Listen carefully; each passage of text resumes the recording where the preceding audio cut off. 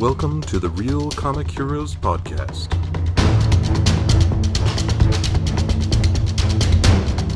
Your adventure into the world of comic book movies starts here. Where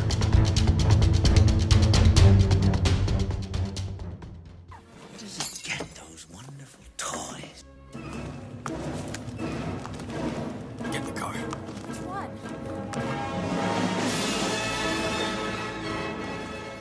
So we get to see some wonderful toys. Oh, yeah, we do. It's funny because I noted that just the times that we get to see Batman, Yeah. the end of the Axis chemical, end of the chemical plant scene is at 30 minutes. And then this museum scene when Batman bursts in, through the skyline with the really awesome hero entrance, that puts us at an hour and 7 minutes. So between that time, there's been no Batman. And then this is going to be a good, it's like 8.5 minutes. Takes us all the way to the end of the Batman and Vicky Vale stuff at the Batcave before she wakes up in her apartment. And then you don't see Batman again until an hour and a half. So it's interesting when they drop him in, and it's great.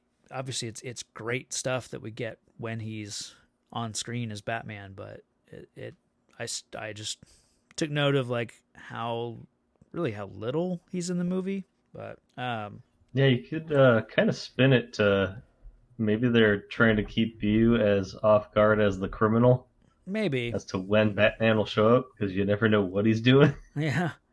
So we're in the criminal's point of view. Yeah. We're hanging out with Joker, part of his purple coat posse, and we're just like, oh shit, it's Batman. I guess it partially helps that the few times in the second act that we see Bruce Wayne, he's mostly either talking to Alfred about, police files, or I think we get him, in the Batcave. He's looking over files and stuff like that. So it's like we are seeing Batman even though he's not in the suit, so that kind of counts.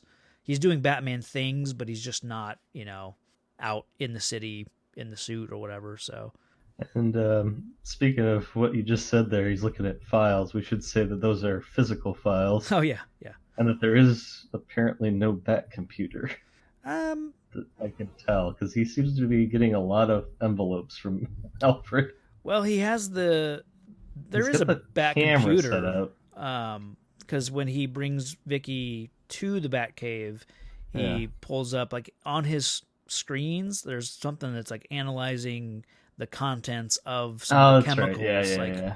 I paused it at one point just to take notes and stuff, and noticed that again, he's got maybe 3 or 4 different images on his various screens, but then they're repeated 2 or 3 times each. So, he's got a photo of some of the chemical bottles, and he's got a screen with a bunch of numbers and data, and then photo of one of the Love That Joker girls or something like that. So it's you see the same image on several of the screens.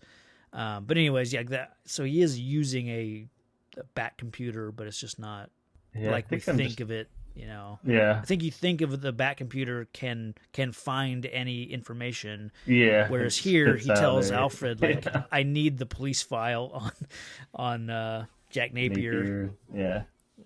I like that they don't explain how does Alfred physically get a file from the police? Oh, Alfred's a man of mystery. Yeah. I think he was the previous 007. That'd be awesome. It wasn't the British SAS, so that'd be so cool. Yeah. Bond is Alfred. I mean, you're getting a Pennyworth series on one of the many streaming platforms this year, or later this year. Yeah, I'm assuming it might be DC's. on the FXX, I think, or one of I forget. I think it's that platform, but yeah, you're getting. It's called Pennyworth, so it's basically going to be young Alfred taking on. In his SAS days, I guess. I don't know. I just would like to see a school of super assassin butlers. Yeah. That he was part of or something. Yeah. Like he's like the butler Kingsman and bodyguard. Oh, Kinda, yeah. Yeah. just like the ultimate butler that can also, destroy his charges enemies. Sure. Be kind of cool. Yeah. So do we want to talk about more of the Batman to the rescue sequence? And I mean, we jumped. Yeah. I jumped, us towards the end in the Batcave, but Yeah. um, Yeah, we get the cool, I guess, bat zipline grappling thing. cool. I'm not sure. Yeah. It's So Joker, it's cool. yeah.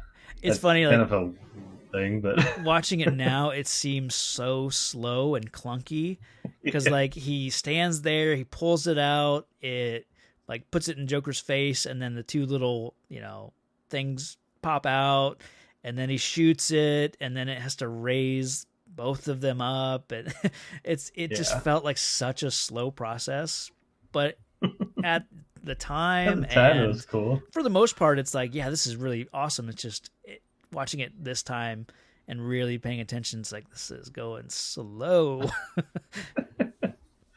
until he uses it. Once they're zip lining out, then it's like, okay, this. Yeah, it's a bit weird, but you do get the iconic line that I think everyone quoted forever after this movie, which about the where does he get those wonderful toys or whatever. Yeah. I felt like everyone was using that line. Like, it must have been spoofed like 100 times over. Probably. I mean, I can't think of any examples other than Mallrats.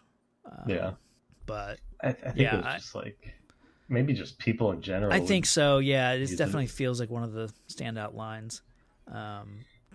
We get the new Batmobile. Oh my god, I love that Batmobile. It was pretty sweet. It holds up pretty solid, aside from the weird armor going on in sequence, but I'll cut it some slack. I mean, the concept of that is so awesome. It when you're watching it and you think about it, it's like this. It's impossible. Like, where's all this stuff coming from? Like, it doesn't really work upon speculation or whatever. Conceptually, it doesn't make sense, but visually, it's for sure pretty awesome idea. I could watch that slow ass Batmobile driving around, for hours. It just looks so goddamn cool, but in reality, it's like I watched some. It might have been like a special, like a DVD thing on Batman Begins, and they were talking about the tumbler in that, and then they were talking about this Batmobile, how it was like that thing went like 20 miles an hour tops. Like it was heavy, it was so big and bulky. It's like you couldn't drive that car very fast, but we think of it as this, super fast and badass car. Yeah, you can tell that when it's driving on the road that they sped up. Oh yeah. But footage. It's still it still works for me. I think because and so much of this movie, Anton Furst, he was the production designer. So Gotham City, the Batmobile, the Batwing, like all that stuff is all Anton Furst, and his work combined with Danny Elfman's score is really doing a lot of the heavy lifting in this movie, I think. Just because that scene of the car chase between Batman and the Joker's goons, I love the chase. I love the getting out of the car and then him fighting the goons and stuff. But it's all about like once that little bit of the sequence is over, and it's the title of the track on the score is Descent into Mystery, and that scene of just the Batmobile driving to the Batcave is still one of my all-time favorite moments, in a movie. I mean, it just brings back so many like not emotions, but just like I'm tied to that moment in this movie so much, of just watching it as a kid, and like that had a real strong effect for me. So yeah, it's quite the sequence. It's Batman's finally getting some notice. Yeah, it is interesting. Like thinking, like here's just Batman running through the streets of Gotham. Like you can't hide it now. Yeah, and it even unveils that he is a human being with the body armor reveal. Mm-hmm. And then I don't know what it is, but that was so dumb. But I like the don't know why, but I love the noise the mask makes when they're trying to take it off. Like that rubbery, stretchy noise. Yeah, Yeah. yeah. I just like that little piece for some reason. I have a lot of moments like that in this movie, especially, and other movies that were big in my childhood. Like for me, it's like you watch it so much that noises like that become ingrained in you. Like there's in that Appointment in Crime Alley scene, he's walking. There's a homeless guy pushing. It looks like a baby carriage, but I think he's using it as like his homeless cart kind of thing. And like the wheels on it make a very distinct squeak noise that it's just in my head. I can hear that, that noise anytime I'm thinking about it. Like I can hear it in my head or whatever. But so it's like, yeah, I get what you mean about the mask stretchy noise. It's very distinct. It's very, you pick up on things like that. Yeah. Now we have an Indiana Jones moment with the guy in swords. Yeah. And then he just does the awkward Frankenstein front kick to get rid of him. Yeah. Didn't shoot him at least. Right. And so then, we make the getaway into the dark woods of Burton's estate. Yeah. Very Sleepy Hollow. Mm-hmm. Yeah. I'm guessing the road doesn't get much traffic because there are a lot of leaves on that road. Yeah. He takes the back roads to, so no one sees him driving straight I just to like that the Wayne back Manor. road literally leads into a wall. Yeah. Yeah, I never thought about that. No warning sign, Sure. just a freaking rock face unless you get the bat opener. Right. Just an odd piece of things that I noticed. Yeah. It seemed like he was still on the road up to that point, and the road just keeps on going once you get past the wall. Right. So, what are your thoughts on that bat cage? Oh, the bat. Like, what the hell was that? The bat cage inside the cave. Yeah. I don't know. I think hear it's all the other bats free, and did that one like crap on him, and he's like punishing it? You're in jail. You go in the cage. He punishes the bats too. Is that his favorite bat? Maybe, yeah. Yeah, I don't know what that is. It's never. That's so weird. It's funny because it's never even like I've noticed it, and I've obviously I've noticed it, but I've never given it any thought. I guess like it's never felt weird to me. Just it always bothered me. Like even as a kid, I was just like, "What the hell?" I guess I just assume like this. At first, I thought that was the bat making all the noises. Oh. Like, why does he have one bat making all that noise? I don't know. And then I was like, wait, why are there a bunch of free bats in one caged bat? I think I assume that it's not there like permanently. Like it's just maybe. We'll just say it's injured. Yeah, nursing it back to house. It's recuperating. But I assume it's for budgetary reasons. They're like, it's a bat cave. Trust us, there's bats there, not just noise. Here's one of them. Well, she looks around and you can see them on the walls and stuff. Yeah. I have no idea. Even later, when it's just Bruce in the cave, like sitting at the computer poring over the files, like you could see them just hanging pretty close, even just on some of the. I got no good reason for it other than maybe it's injured. Yeah. I think it's just like this one's my pet, maybe, or just occasionally I'll put one in here just so I can observe it, and find out its ways. How does it sleep upside down? Like, I don't know. I've never really given it a lot of thought because for some reason it's never felt weird to me. It's just is what it is. I don't know. Yeah. But I get that it is odd, why cage one. Yeah, a little weird. Yeah. I know there's a bunch of stuff with like he gives her all the information on the poisons that he's using, and then she takes all that to the press, and you get some information like that. Do you have anything on that sort of stuff, or? No, it's just I kind of get her point. Like, why wouldn't he just hand this over to somebody else? Sure. It's kind of weird handing this over to a random photographer rather than the authorities.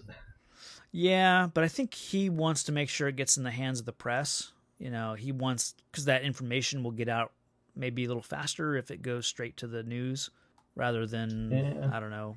And I get that they, have fallen in love within a day, and he'd trust her that way. But Yeah. it seems like this should have been the Commissioner Gordon scene. Oh, yeah.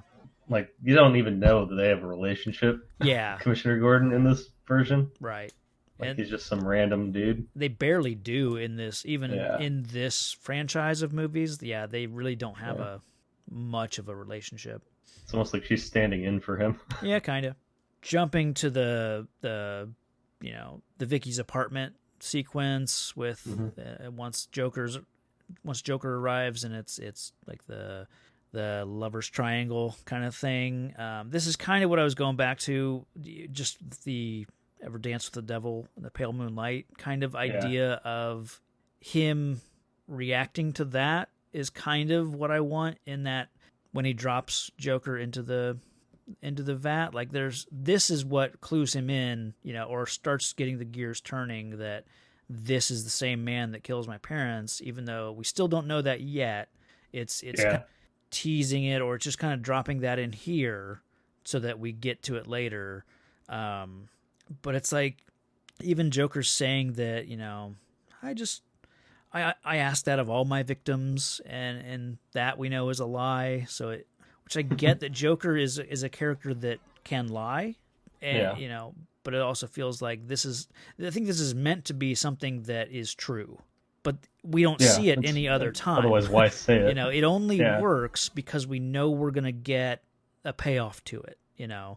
So I don't know. It kind of like thinking about it, it almost doesn't work here for me. It just feels weird now. Like, when he shoots Grissom, maybe he can't say it because he already knows it. Yeah, and it would be lame. I'm not saying that I necessarily want that specific line used somewhere else, because it would get maybe it would feel probably weird then.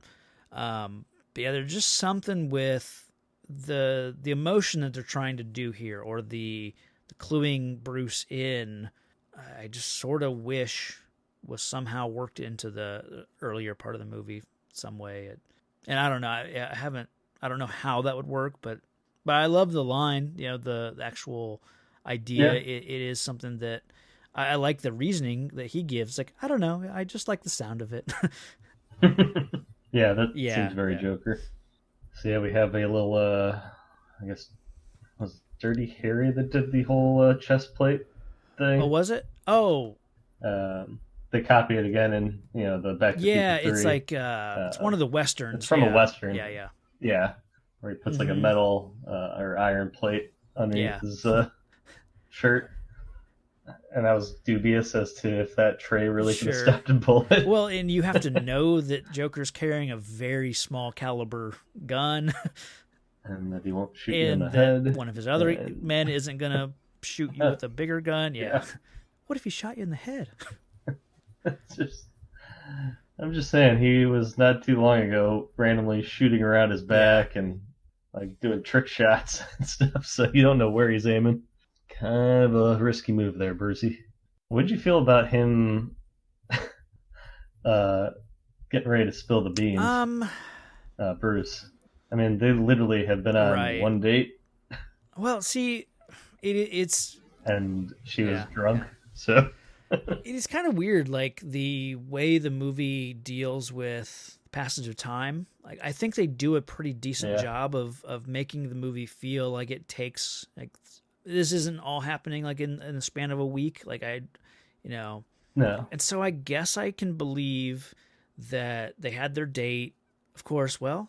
thinking they had their date, and then he says he's going out of town and doesn't see her again until this. So even that could have been a week or two apart. Yeah, because I was trying to think of like it's probably been at least like a month, because I mean the Joker had to create all that makeup stuff, and that probably took months. Yeah, maybe. I don't know, because it's just I don't know. I thought it was weird that he was all gung ho to do this, and being like a weird schoolboy trying to say I love you, but he's trying to say I'm Batman. I'm Batman. Yeah. It's just, I don't know. I never liked it. I don't love it. I don't weird. love the Bruce Wayne stumbling to get it out. Like, you know how a normal person gets up and goes downstairs and kisses someone, eats his breakfast, and kisses someone goodbye, and then her being No, like, come on. You know what he means by normal life, you know. So that always feels weird, and then the stumbling over, like, just all of it. It's a weird scene to watch. It's saved by the fact that it gets interrupted by the Joker, I think. Like, you know. Yeah. Again, this would have been a horrible movie if it focused on Bruce Wayne and Batman. I think Jack saved it. Yeah, I mean, there's. So I don't have too many scenes where I like Batman or Bruce Wayne, honestly. I think for me, all the Batman stuff works, you know, because it's mostly action scenes. It's all, you know, or it's just really cool, moody visuals, that sort of thing, or it's tied into the Batmobile or whatever. So all the Batman stuff works. Yeah, most of the Bruce Wayne stuff is kind of forgettable or has a few moments that are good, but like, yeah, this whole Vicky's apartment with Bruce, it all feels awkward, and him trying to push the Joker with the let's get nuts stuff. Like, I like the stuff between them when he's like, let me tell you about this guy, New Jack, you know, and telling this story about someone he knows, or really telling him about himself as if he's like this guy that's nuts that you have to be worried about. Like, I do like that stuff. Yeah, it was all right. It was a weird turn. Like, I was like, okay, that's just blanking on Batman's name. Keaton. Jesus. Michael Keaton. Yeah, that just seemed like classic Michael Keaton to me. Like the let's get nuts part. I think he just knows that. It didn't seem like it was Bruce Wayne. It seemed like it was Michael Keaton. Yeah, but he knows that he has to push the Joker. You know, he has to get that. You know, yeah. He's got to get him to, I guess his plan is like, get him to shoot me because then I know that he'll leave and not take Vicky. Yeah, that's the thing. I don't know what the point of it was. Or it's like, I guess I just have to remove myself. Why wouldn't he take Vicky? Yeah, I thought about that watching it this time. Like, he leaves and could easily just say, you're coming with me. Like, I don't, the whole, like. Yeah. I think I was more shocked that he didn't. Yeah. Like, wait, what? What was this all about? It kind of dawned on me, like, it's a weird reason that Joker gets like infatuated with Vicky to begin with. Like, the Joker sets up the whole museum thing because Vicky thinks she's meeting Bruce. Bruce is tipped off because he's like, I'm not meeting her tonight. But it's really just so that Joker can meet her to find out what she knows about Batman. And because he's infatuated with her just from seeing Bob's photo of her. So it's really interesting that the whole museum thing is like the basis of that whole thing is just so that he can, I don't know, meet her and maybe find out what she knows about Batman. But why does he think she's that basically the lowest lane of it's like, this. why does he think that she knows much about Batman? Because she's working with Knox, maybe? Yeah. And Knox is investigating. That's the weird thing. Because she hasn't taken any pictures and printed them. So it shouldn't be common knowledge that... You know, I guess it comes down it's to... not like Peter Parker who takes pictures of Spider-Man kind of thing. Yeah. Which I guess has been the basis of many storylines where Peter Parker gets in trouble, you know, in danger, I guess. But that makes sense. Yeah. He publishes... the Yeah. pictures, I guess, but she hasn't published any. It probably shouldn't bear too much like scrutiny, I guess. But if you really think about it, it's like, why does Joker really want to? Other than just him being infatuated with the way she looks, I guess is what draws him to her. Yeah, if he is so infatuated with her, why doesn't he take her, kidnap her, here at the end of this apartment scene? I'm not really sure. So yeah, I for some reason had thought that he did. But then when I watched it, I'm like, oh, he didn't. It's almost set up that way. Like, it's a lot of trouble just to go, all right. Yeah, because if Bruce hadn't been there, Joker is coming to the apartment to find out why she ran off with Batman, and then what? Yeah. He brings a gift, the box with the hand in it. You know, he brings that to her to leave with her. So he must have been planning to leave her there so that she could, I don't know. But what the hell's the point of the just box? a gag, purely just a joke. Yes. So I mean, that would have made more sense if it popped up and it was the mask that his old Oh, masterpiece or work in yeah. progress had. Like she was the next Yeah, or maybe. something. But just a random hand with old flowers, that was Yeah. okay. What the hell? All right. So Bruce Wayne's dead. Yes. Yes. Okay. And his corpse vanished like dust in the wind. I love the next thing that you get with just the little beat with Knox and Vicky, and she's just like head in her hands, Yeah. like you wouldn't believe it, you really wouldn't. I like just the notion that like she just went through this terrible thing, and she's still like, I don't even have words for it. Like it's so upsetting, and it was so disturbing, and the whole thing, and so I Yeah. just like that tiny little moment, and then I really like the sequence with them, him showing her, here's the deal with Bruce Wayne, and Knox like showing her the old newspaper and stuff, and saying like, what does something like this do to a person? So I really like Yeah. that. And it's kind of interesting that like the flashback of it all, or the story of the Wayne's death, like it starts here, and then we'll cut over to Bruce, and you get some, I think, some other like mayor scene, and some of the other stuff going on in Gotham, but then you get into Bruce looking through the file, and then starting to reminisce, and or I guess think Yeah. about this whole thing, and then it jumps into the flashback. Or I guess that's when we get the video with Joker saying that he's gonna. His fireside chat. Yeah, yeah. Luckily, those I didn't notice until this viewing, but everyone at City Hall or whatever that is was looking in the correct direction randomly, Yeah. and then I always. responds like they can hear Uh-huh. him. Yeah. I just thought that was kind of funny. It's funny because the Joker like pushing Yeah, their camera aside only works if you're watching this from the news desk, yeah, or the that booth that whoever, like yeah. it only works, for that. Otherwise, they're It's like, a "Why the hell joke did for he just that move his person. arm?" Yeah, I love that so much about it. Like, and I kind of believe that this Joker would do that, because it kind of doesn't. Like, at first, like he cuts into their feed, which you'd think would interrupt everyone's viewing of the news, but then he has to do it again, which fully cuts out, I guess, the other half of people that yeah. were seeing the mayor still. Like It's very weird. it it doesn't really work if you think about it, but I Yeah, love that. I love that it's there. It's so silly, but this this proclamation and subsequent parade kind of gets me on Joker's side okay.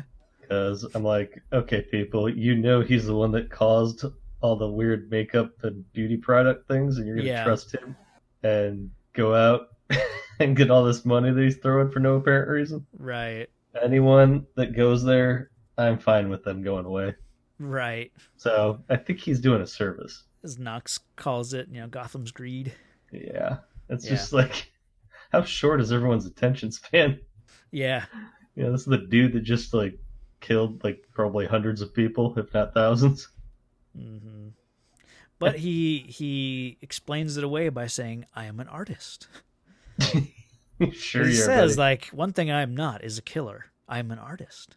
So he's not saying he didn't kill them. He's saying he turned them into art. So Okay. Still, yeah, I wouldn't that's show up at the parade. That's all I'm no, saying. no. Uh, Yeah, I love going into the flashback once we're in the proper flashback with what Bruce is remembering. It maybe the flashback sequence might be a little too stylized or too moody, but it really works for me. Like it, yeah, I like um, it.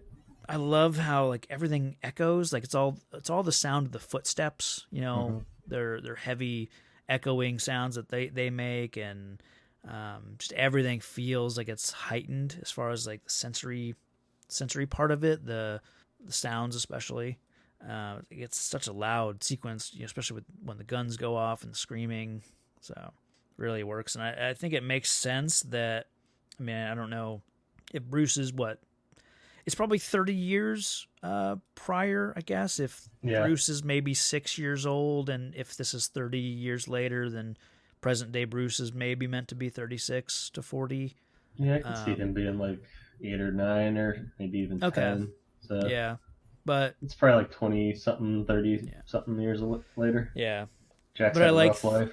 I like thinking that this is a Jack Napier that is 30 years ago he was in making his way up in crime and pulling off these street level muggings and that sort of thing, and like I almost like the idea that the guy with him is Bob. Yeah, Bob the that's what I Goon. was.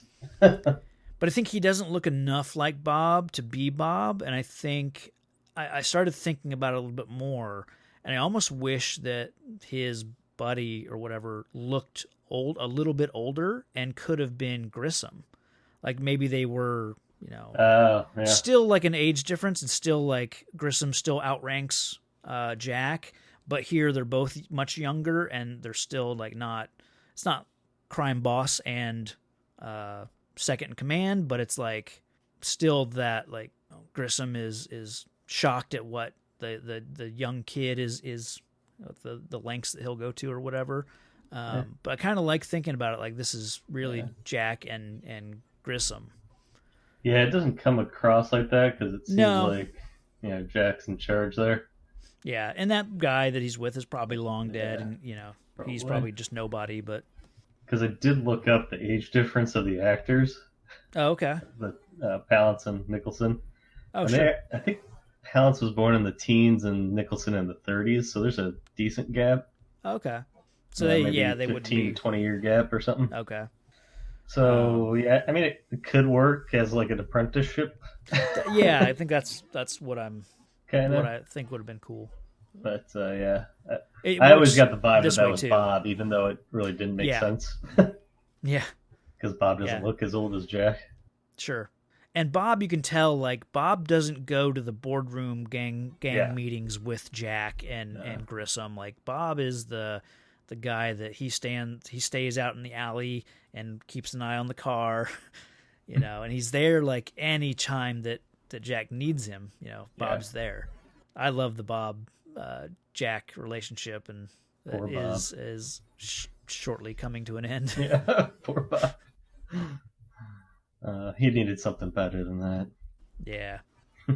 Then we get the other Bruce and Vicky scene, and Alfred letting her into the Bat Cave. Yeah, totally forgot already. Again, I just don't. I don't think I pay attention when Yeah. it's Bruce and Vicky.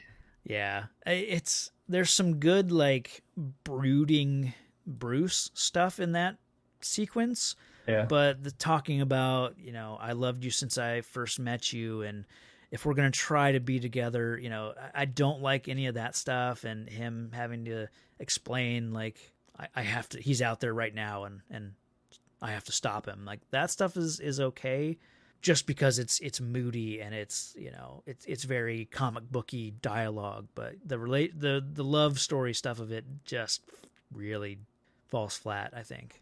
yeah. Look, I tried to avoid all this, but I can't. This is how it is. It's not a perfect world. It doesn't have to be a perfect world. I just gotta know, are we gonna try to love each other? I'd like to, but he's out there right now, and I've got to go to work.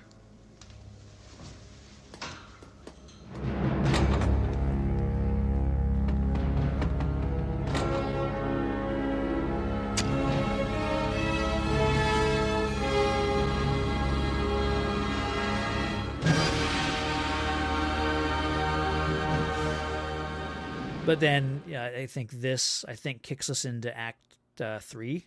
Does that line up with where you're at? Yep. Cool. Just the line, I've got to go to work, and Yeah. then cutting to the vault opening up, and you Oh. get the brief little The suit. bat suit montage thing. Gotcha. I think that's a good like kicking us into Act 3. So I think the Batsuit is like one of the staples of, I guess, Batman cliches with like Okay. presenting like their suits on Oh, sure, like sure. a mannequin-esque kind of. Yeah, yeah. It's kind of weird. That seems like it would be difficult to remove that, but I don't know.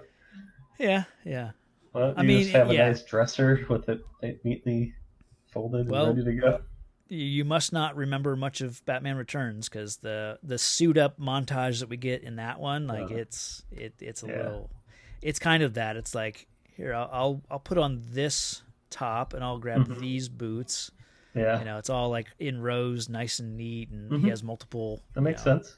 Yeah. Or you go the bat pole route where you magically get clothes. There's that. I still would like to see the process that under. That Yeah. has to be painful. Oh man. Can't imagine. Yeah. So, what do you feel? How do you feel about the bat logo, the bright yellow? Um, Or, it definitely because I've read Dark Knight Returns. I understand its purpose. oh, okay. So in The Dark Knight Returns by Frank Miller, which would have come out in '86, so a couple years before this movie, they explain it away that he puts the bright yellow, symbol or the black surrounded by yellow on his chest because he purposefully has like a plate of armor underneath that, and that's really the only place like in the comics that's really the only armored piece of his costume. Oh, It's so that the criminals will aim for the logo because it's a protected. It's the same thing that Keaton or Bruce was using that silver tray. yeah. It's putting armor where you expect to need it. So it's there for that's how Frank Miller explained and gave the bright yellow a purpose. So Okay. I thought it was gonna be something way cheesier, like a beacon of light in the dark.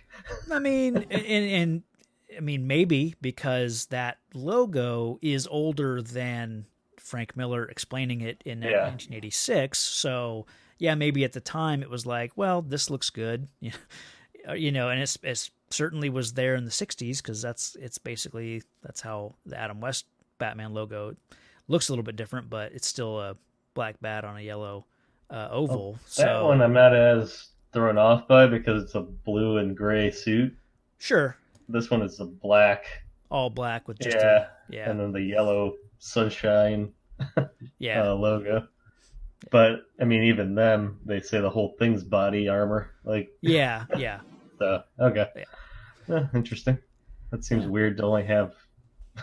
And why the middle of the chest and not like over the heart? Seems Well, I mean, weird. it is upper chest. Yeah, I don't know.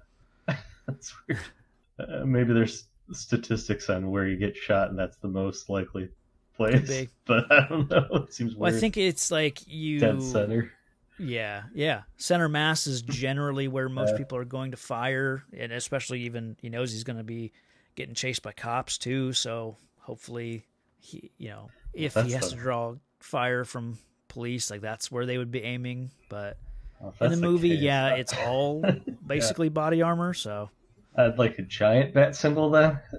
yeah, Let's beef that thing up a little bit so it's a little right, bit bigger yeah, to make it such a hard shot. Okay. Yeah, I mean, it is obvious in this, reveal of the bat suit, so I just figured Yeah. I'd bring it up now. sure. Of course you had an answer for it, Jesus. Yeah, okay. So he's going to go to the.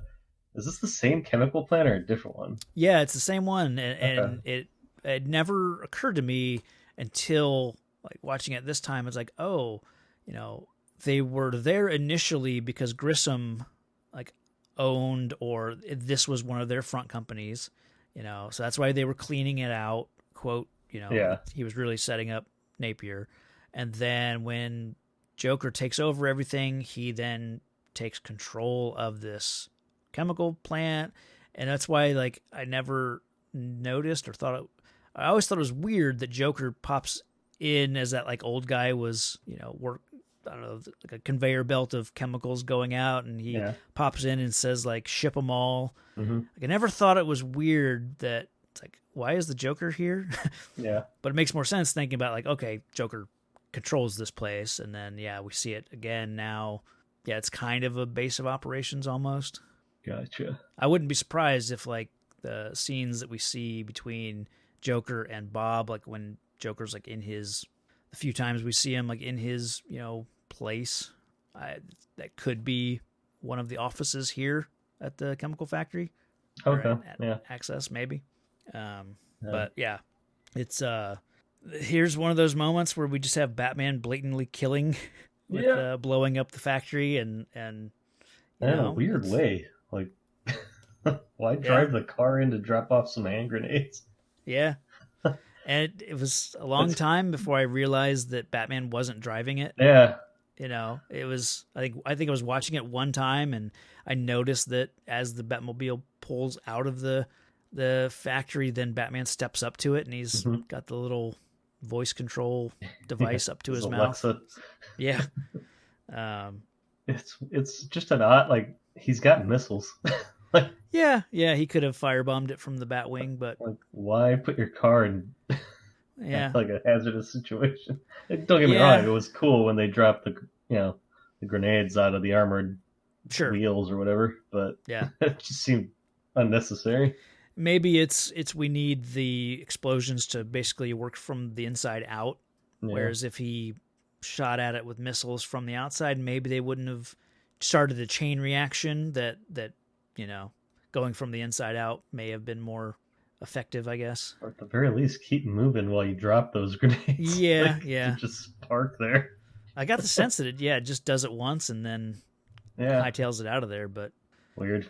Yeah, I still again, this is one of those scenes that the music is doing a lot of the work. The music and again the car, it's just doing so much of the work. Yeah.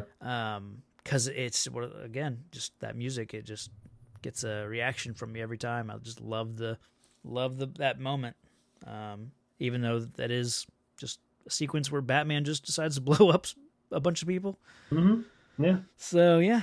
And the Joker got away in the Joker copter. Yeah. I didn't notice that until this watching, honestly. Oh, really?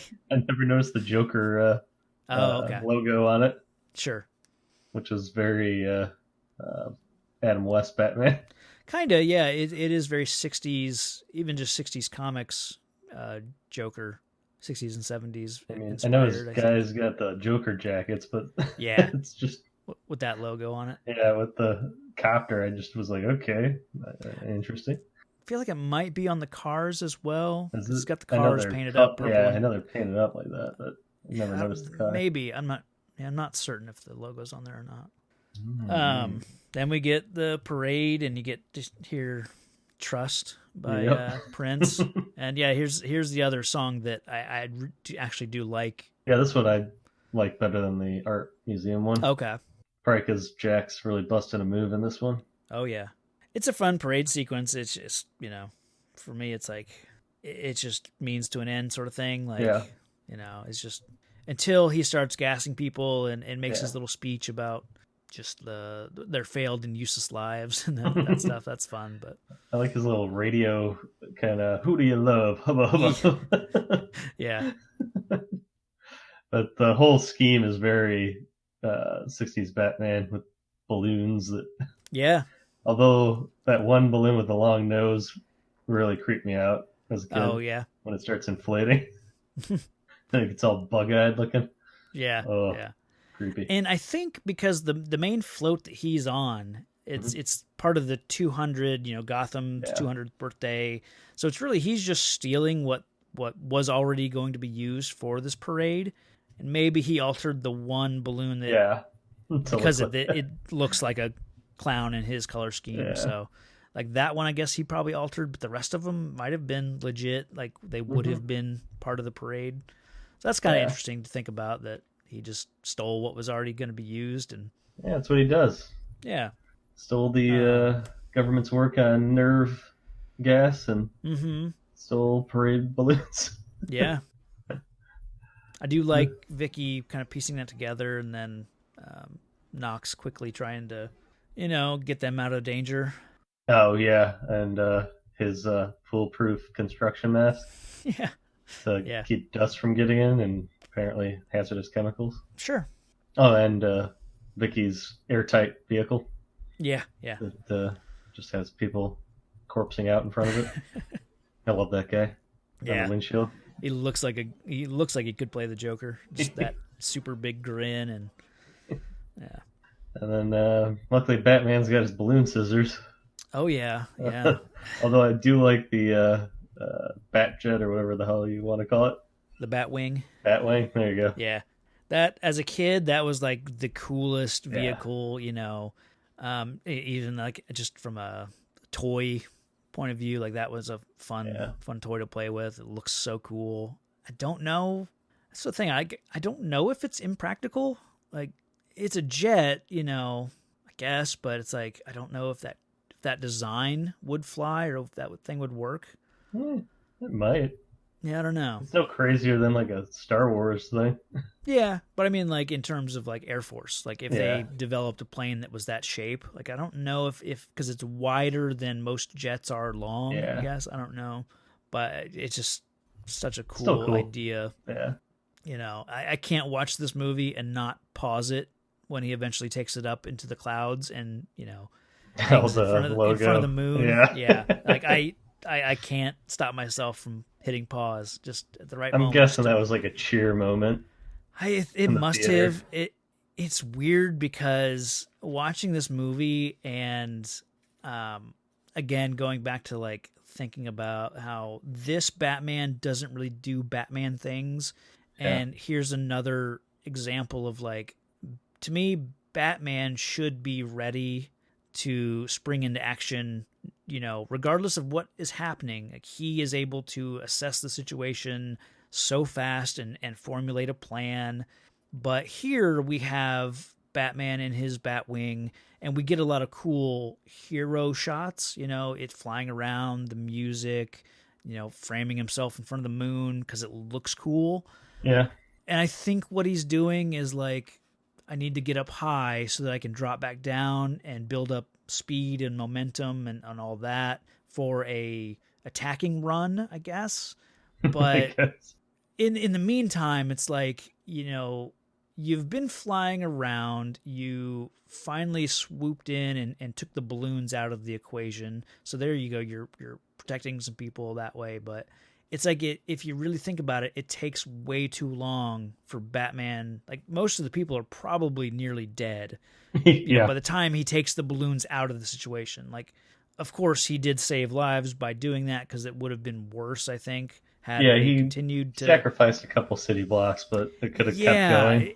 It's really like it shouldn't take that long for him to jump into action, I guess. Yeah. That one thing watching it this time around is very like Batman doesn't really spring into action until it's too late. Yeah, kind of. So he's reactive instead of proactive. There you go. Yeah. So, which is weird because he advertises the parade ahead of time. Yeah. Like, there shouldn't be any like caught me off guard moment with Batman. Yeah. Well, and I guess that's the point of the blowing up the place, because even Joker calls him out and says, missed me. Yeah. I guess he was hoping to catch him there, kill him in the explosion, and just avoid the whole thing. I guess it makes sense. Kind of a weird plan, but yeah. Yeah. Because like if Joker hadn't said haha, would Batman have thought mission accomplished? Yeah, gone home, taken off his outfit, and it's just washing weird. his tights. Yeah. Sit home washing his tights. Yeah. I'm like, hey, he's not wearing tights. He's got body armor on. So we got the great showdown between a bat wing and a long comical pistol. That was my next thing. That's the one thing that it's the one thing. I mean, everything else is believable in its, in the movie that they're presenting. Yeah. The gun taking down a big jet like this, like it just. I tried looking up like how big caliber wise can a handgun be? And it's like, I mean, I know that there are smaller, like 50 caliber, like the Magnum or the Desert Eagle, like those are big 50 cal handguns. So I know you can, but this doesn't seem like it's shooting that This big is of just a. like a pistol with a long barrel. Yeah, it's really they don't do a good enough job of explaining like how does he take this thing down, but I don't And know. how does he miss after targeting and shooting missiles and machine gun fire? Yeah, I read some. That was part of in searching for that bit on the handgun. That was part of like other people were in forums were saying like, how does he miss the Joker? And it's like they explained it why like the let me think or I think one of them even pointed out like in the book the novelization points out like we see him targeting the Joker, but he's actually targeting everything around him because he's trying to blow up like I'm gonna blow the shit out of all the other floats because I want to take out any potential threats or any other surprises that Joker might have. He wants to take all of those out first. But yeah, it doesn't really track that way. It does. Yeah, exactly. Yeah, it looks like he's just missing the Joker, and someone even said like that it's kind of a trope, like because Joker is unkillable in that way of like the Joker will always get away, or Yeah. So. Well, almost. Almost, yeah. It made me think of. I wrote down you should have used the Force. Yeah. Because it made me think of that with the whole dragging the switch off your targeting over. Computer. Yeah. Yeah. It's all right. I'm okay. Yeah. I was just blatantly ripping that off.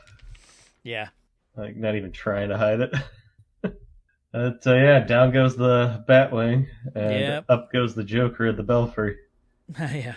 Which, random. Yeah, I guess that was... But there's got to be a better building than that. You'd think, yeah, something with a helipad. And, well, luckily his henchmen knew to go there as well, I guess. Yeah, apparently that was the fallback spot, I guess. Doesn't seem that way. It just seems like that's where he ended up. But well, I think only because by the time Batman gets up to the tower, like there are already Joker goons there.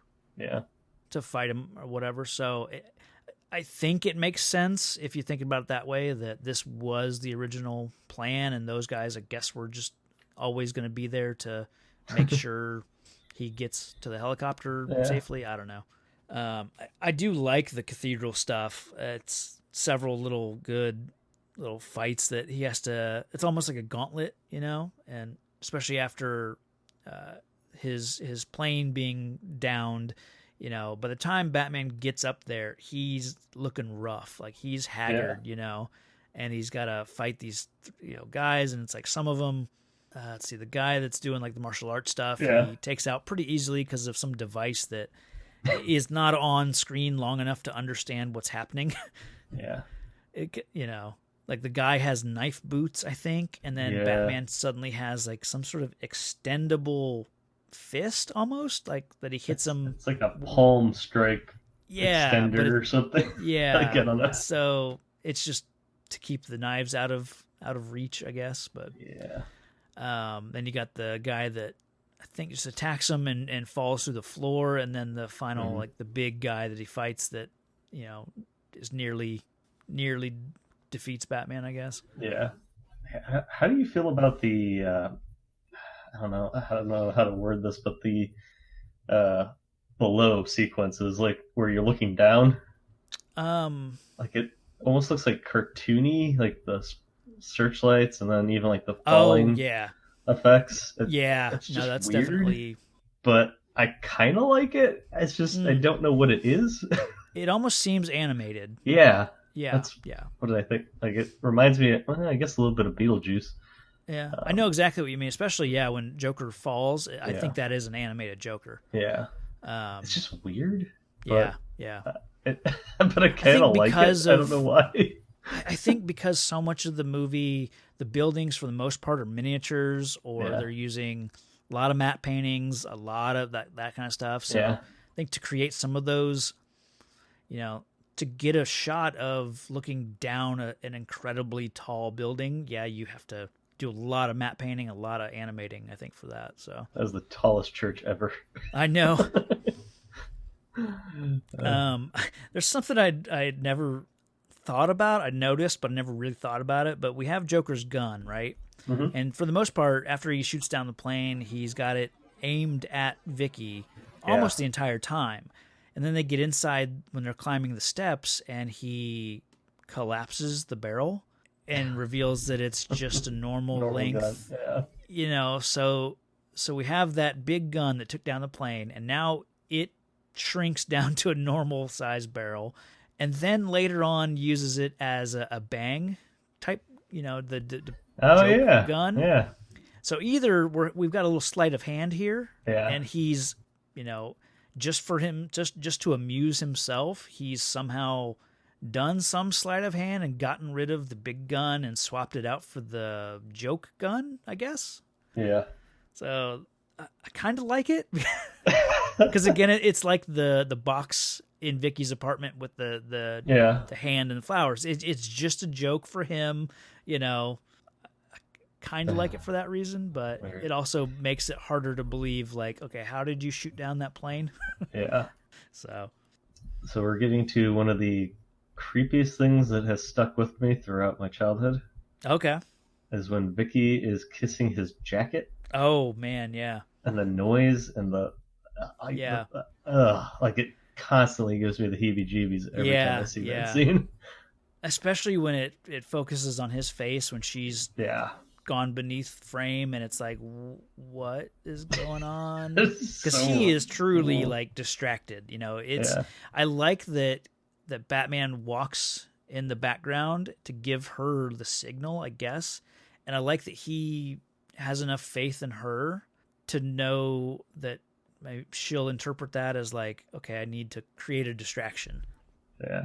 So I actually really like that moment, but it's uncomfortable, especially when you're watching this as a kid. You don't, this is the most sexually explicit thing you've ever watched.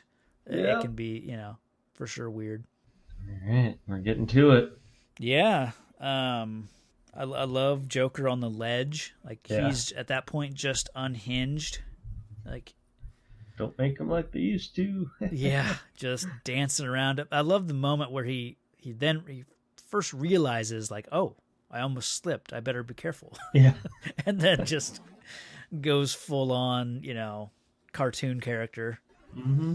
So, it's kind of where, again, once the helicopter comes into the picture, it's still a few minutes and Joker's dancing around like an idiot and trying to, smash bricks around them. And it's not until the helicopter throws down the ladder that Batman like kind of jumps into action.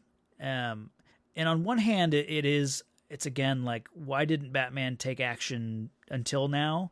But it's also like, okay, he's waited until an opportunity has presented itself, and it's like, okay, the ladder is there, Joker's there, the gargoyle is there. I can use these elements, this recipe, to create a situation and tie Joker to the essentially to the cathedral, and so on one hand, like I like that he's able to observe and bide his time, I guess, but it also feels a bit like if those proper elements didn't align perfectly, you don't have a plan. And again, going back to like, that's not Batman. Batman should be able to formulate a plan regardless of the situation, I guess, is what I'm so used to. But yeah, and the plan is kind of weird anyway, because theoretically he should have just slipped off the ladder and then smacked into the cathedral and possibly Batman. Like, it's insane that he can hold onto the ladder, rip a statue off the cathedral with his leg, and only gradually fall. Like, he should have just been ripped from the ladder based on the weight of the gargoyle. See, I love that they do give it those three like ladder rungs that he has. That's all he has, and I like that. About the second one is when Joker like figures out, oh shit, Yeah, he's toast. And then by the time he's at the very last one, it's like, I've got a few seconds. How long can I hold on? And then he does the little kind of almost grinding his teeth kind of thing with his lips. Like he's kind of like, giving it one last thought and maybe thinking like, well, here we go. Better turn on my laughing box. Yeah. That's a haunting scene. As a child, anyway. Yeah.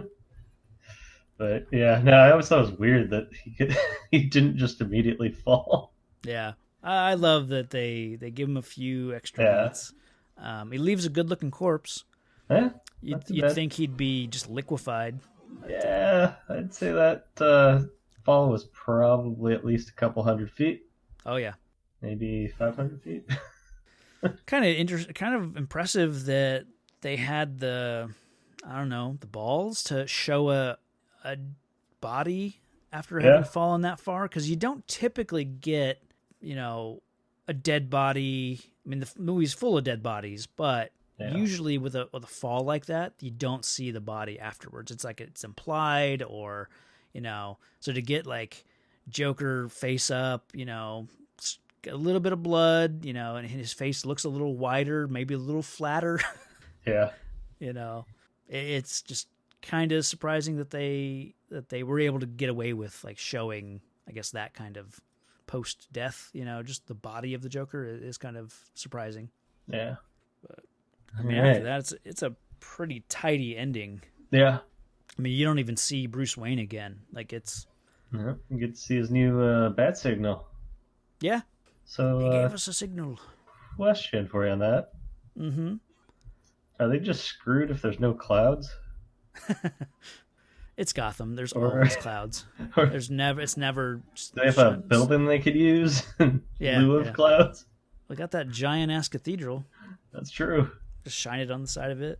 It was just funny how clear it was when it would really look like shit. I know. I was like, yeah, okay. And then the majestic Batman flapping in the breeze. Mm-hmm. I mean, credits. Yeah. I like the way it all like ends with, you get a little closure between Knox and Vicky, and then Knox, being part of the kind of press moment with Gordon and the signal, and then you get Vicky and Alfred and explaining that Master Wayne is going to be a bit busy and stuff, and I like the way it all just plays out, and like I said, it's a very tidy, just wraps everything up real quick. Yeah. So yeah, got anything else on Batman? I do have taglines. Oh shit. We got to start this whole episode over? Okay. They're actually decent. Yeah. All right. And yeah. You probably already know them. Probably. Well, I don't know, because there's only two. I can only think of the posters that just say Batman. Like I can't think of actually any taglines. Okay. They're actually not bad. They're not generic. It's only one will claim the night. Okay. And then I assume that means Joker and Batman. Yeah. Since they're both mysterious. And then justice is always darkest before the dawn. Wow. Yeah. That's a surprising one for this time period. I don't know. That sounds like a Dark Knight for exactly. tagline. Yeah. But it is a very dark, literally dark movie, I guess. Sure. And it paints a bleak picture compared to Adam West. Yeah. So this was a dark Batman at the time, so that kind of makes sense. Oh yeah. But no, those totally those work. are the two most solid taglines I've ever seen so far. It's funny because I was like I said, I was watching some of the behind the scenes stuff. I was watching them yesterday, or no, day before I think, and seeing some of the I guess promotional material that they used for the movie. A lot of it featured renditions of the Joker and like very covered up images of the Batman, like very shadowy kind of silhouettes of the Batman, because they didn't really want to give away too much, I think, at that point. But the only thing I remember promotional or marketing wise is the bat symbol and just the words Batman, Yeah. Like seeing those other promotional things like the posters, they almost seem like fan art after the fact. It doesn't seem like something because I wasn't aware of the hype leading up to the movie. The only thing I remember is the bat symbol. Gotcha. Yeah, it's weird that the two best taglines that we've gotten this whole time aren't even utilized. Yeah. Oh, I before we recorded a couple, I don't know, a week ago maybe, I put out on our Facebook and Twitter, like looking for people to send in like their thoughts, their memories of Batman, and just stories or anything like that people had. So I do have a few of those to share. Yep. We have, let's see, from here's one from this one's on Twitter from Mother Pugger at Mother Pugger 1, and he says, first movie that scared me as a kid. Couldn't get past Joker frying the guy till about 1991. And I think Mother Pugger is co-host of Page Turner's podcast, which is a cool podcast. They go through kind of in the vein of Movies by Minutes. They just go through comic book storylines one issue at a time. Oh, thank God. I thought you were going to say one page at a time. No. We've got one on Facebook from Bill Stewart. This is over on the Real Comic Heroes our Facebook page. He says, I was 15 when this came out. I can vaguely remember the outrage when Michael Keaton got the role, but since the internet was such a young thing, the outrage for Robert Pattinson far outweighs Michael Keaton. So I guess he's talking about the semi-recent, announcement that Sure. he will be. Hey, I'm all for it. I am too. I'm fine with it.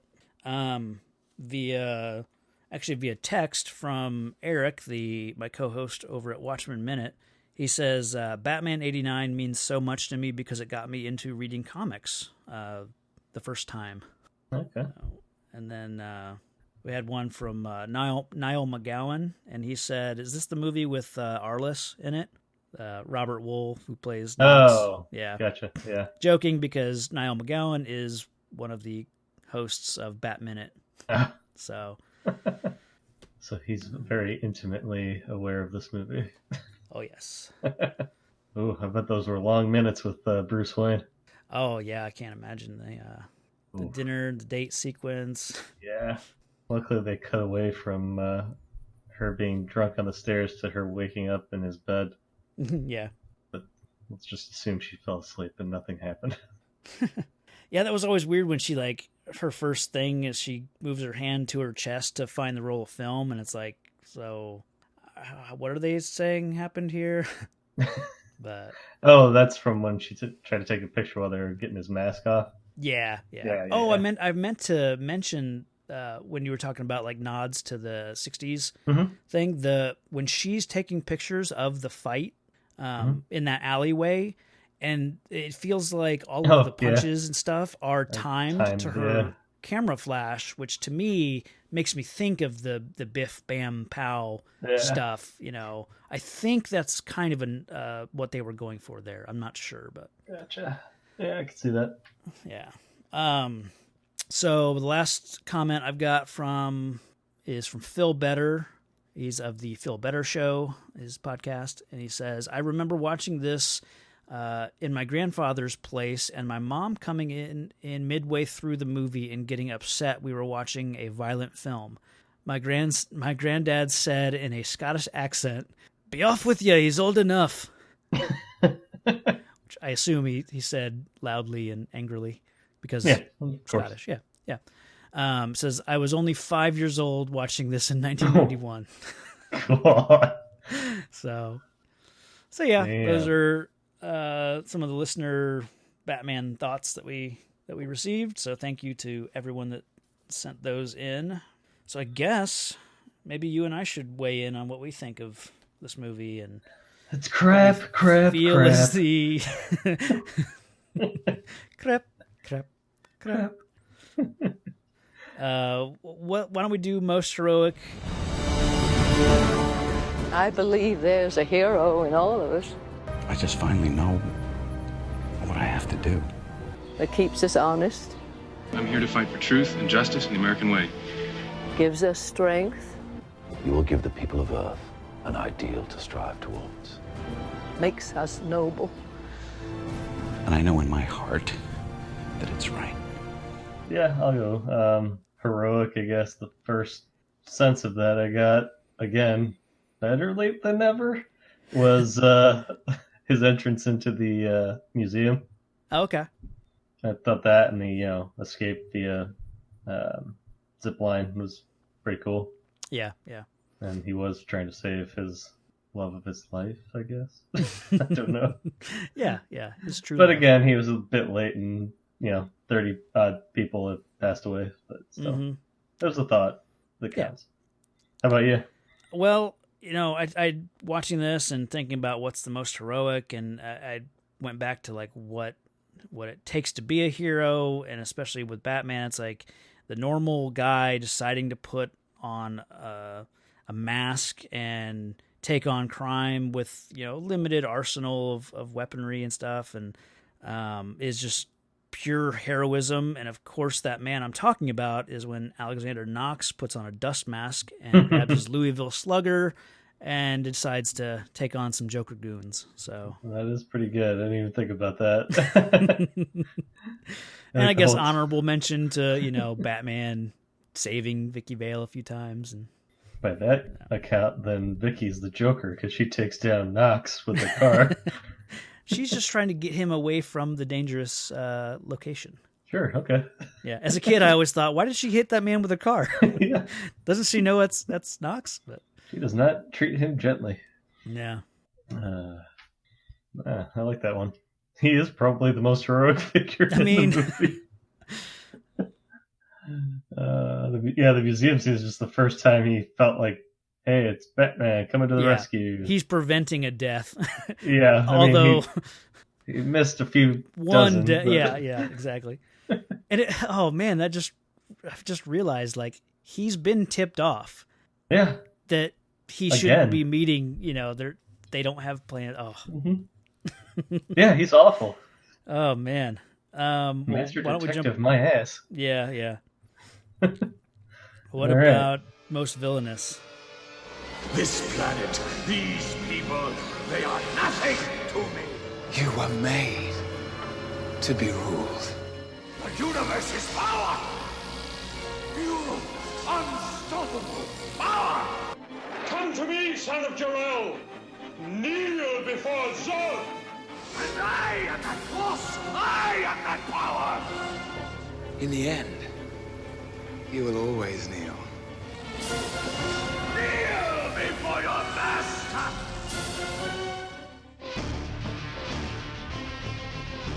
Mine is I'll go with like the Joker in the museum, gassing all those people just to get to Vicky Vale, just so that they can have a conversation. Like, it's kind of the same thing he does with the parade. It's like he's killing all those people just to get to Batman, but here it's like it's killing several people just to be alone with one person is probably the most villainous. A little much. Right. And he destroys artwork. Yeah.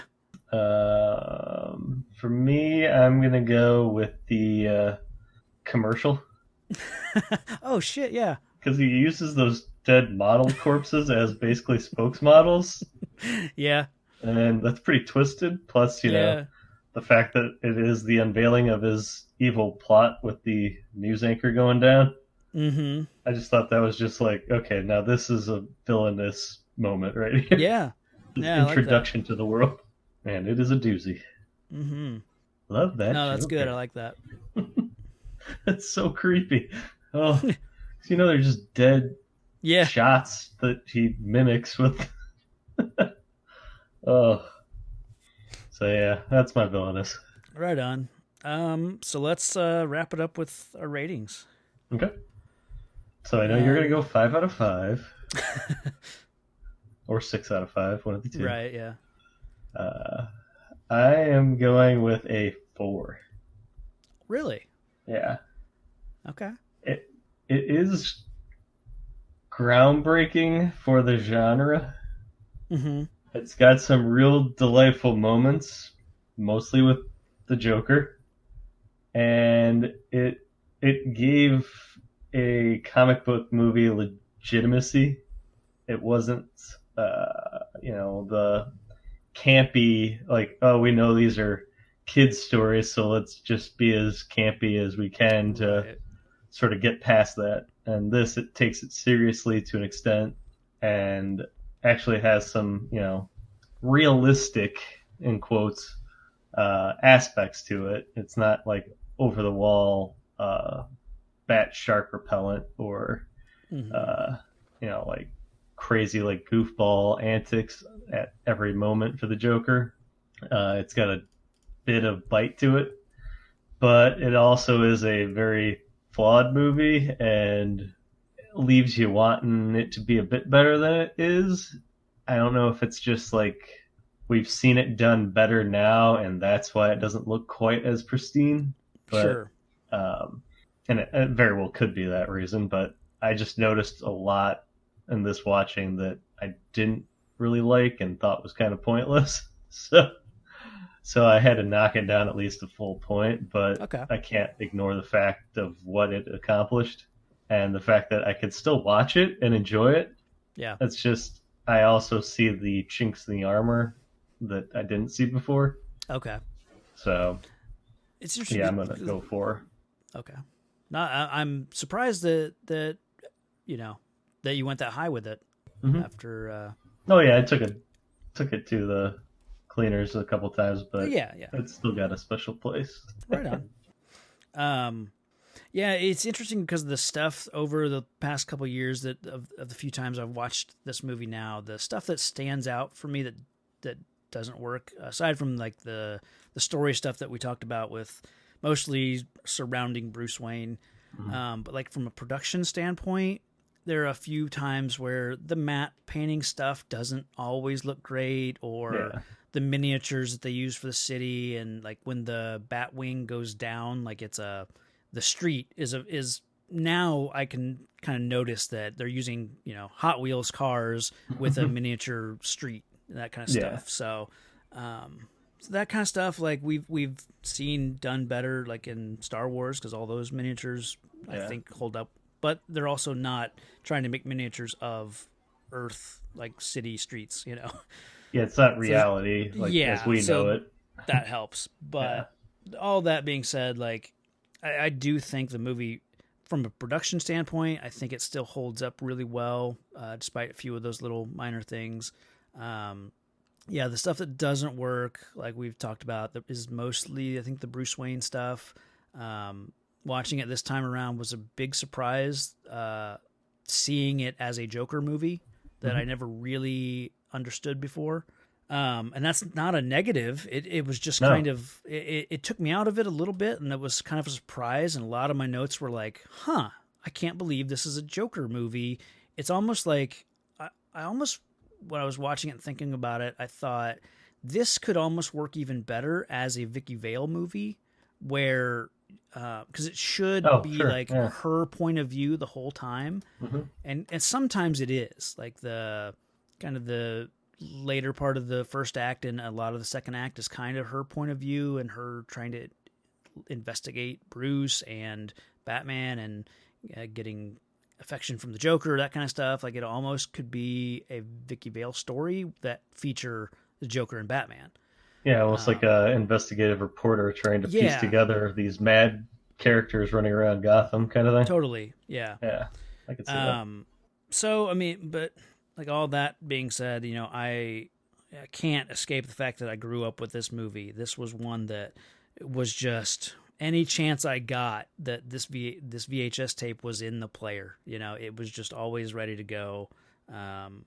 And it is a movie that I gave up on. Like I said, in my mid-20s, like I didn't have enough time to watch the movie as often, and then the other comic book movies started to pop up, and especially then later in life, the Nolan stuff started to pop up, and I would kind of dismiss this movie as like, oh, it's campy and silly like the 60s Batman was to this movie. And took a long time to kind of come back around to watch this one again, and realize like this one still has a place, and like I said, like the Batman kind of misses the mark of what Batman is, but it's still a super enjoyable movie.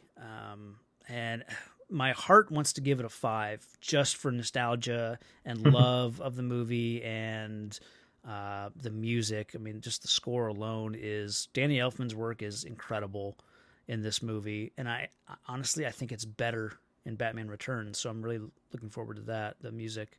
But I think objectively looking at the movie as far as like, is it a good film? I think it's up there. I think I'm with you. I think it's a 4. So combining those to a 4.5, I'm fully, comfortable with at a 4.5. Yeah. And so. I think if it didn't have the Joker, we'd be in a really bad place, because it is so hard to make Bruce Wayne an interesting character you care about. Sure. Well, I think that's part of the problem that some of the later movies will get into, because they do kind of shift a little bit towards making Bruce Wayne the main character, and because it's like everything. The villain's the most interesting character. The good guy, you just want him to come in and save the day. You don't really care too much about his backstory and all that. Yeah. You're more interested in the villain usually. So, well, in some cases, you want the hero to be the man in black, the mysterious masked man who you don't know the identity of. Sure. And in some cases that works, and especially that works with the Batman scenes. But it's then the Bruce Wayne scenes that are kind of in between those, that it's like the mysterious guy that is Bruce Wayne isn't as compelling, like, or he's not a 6-foot bat. What kind of lifts is he wearing? Right. And if so, what's he pulling down after taxes? Yeah. So it just it's such a jarring changeover. Like, I would not picture Michael Keaton as Bruce Wayne being Batman. Sure. Like, they look nothing alike, even though it's the same actor. I don't know. There's something about his jaw, or his face that you see in that mask, that it's the creases that he has on the either side of his mouth, like they almost look like parentheses, like just that like shape of his face in that mask, that it's totally like that. Yeah. I can't think of like a better shot as what's Bruce that? Wayne. I think it's more the way he's shot as Bruce Wayne. Oh yeah, as Bruce Wayne, he doesn't look like someone who could be. No, he doesn't look imposing, but when he's Batman, he looks imposing. I totally agree with that. Yeah. Like, and it's a good thing to have. It's amazing that they pulled that off. Yeah. Like, he comes across as kind of like I don't want to say Weasley, but sort of like a pampered, like, rich kid. Yeah. That is throwing a fit as Bruce Wayne and trying to act tough, whereas Batman just comes across as confident and can do it.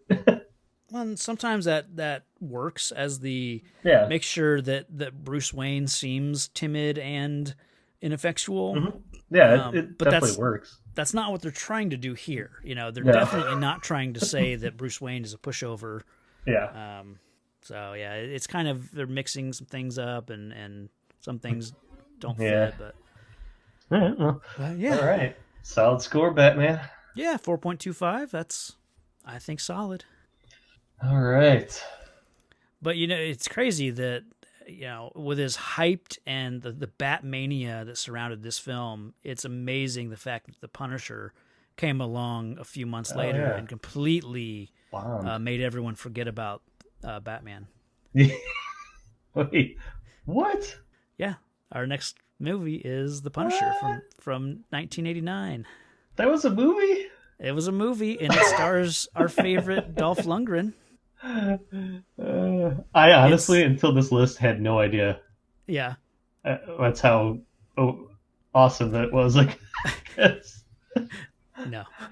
No, I had honestly no idea that was a film.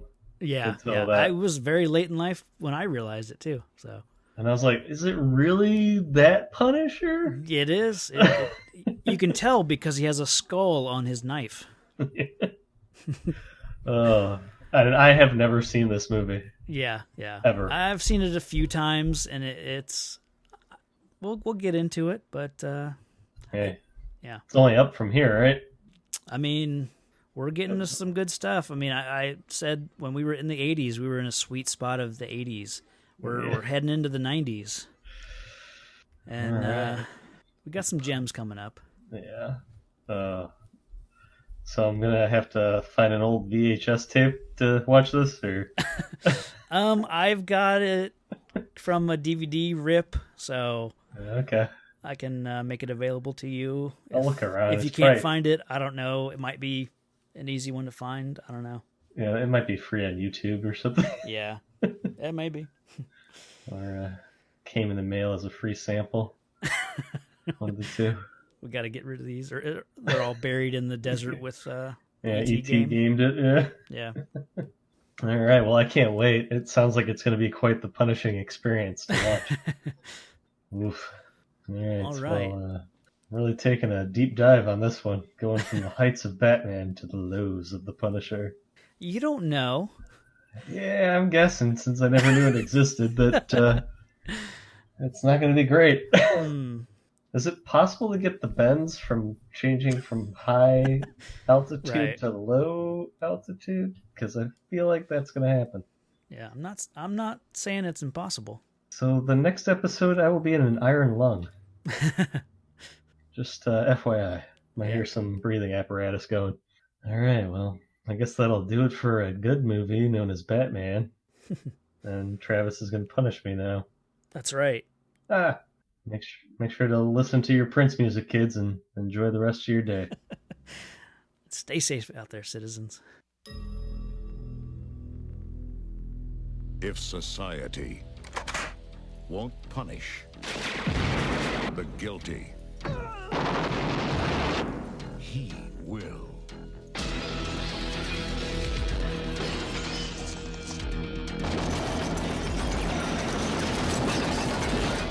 You see this board here? Every time he kills somebody, I put a red pin in it. So far, the only thing that I've got to show for it is these little calling cards here, and a whole bunch of these. Now let me tell you something about this Punisher. If he ever shows up within 1,000 yards of me, he'll find out what the word punished really means. He defends the innocent. But if you're guilty, he gives no warning and shows no mercy. What the hell is this? Trouble. Dolph Lundgren, Louis Gossett Jr. Mr. P, happy hunting!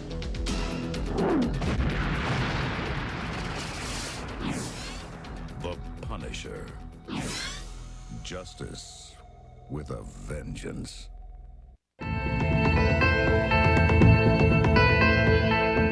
Thanks for listening to the podcast. Find the show on Facebook and Twitter at Real Comic Heroes.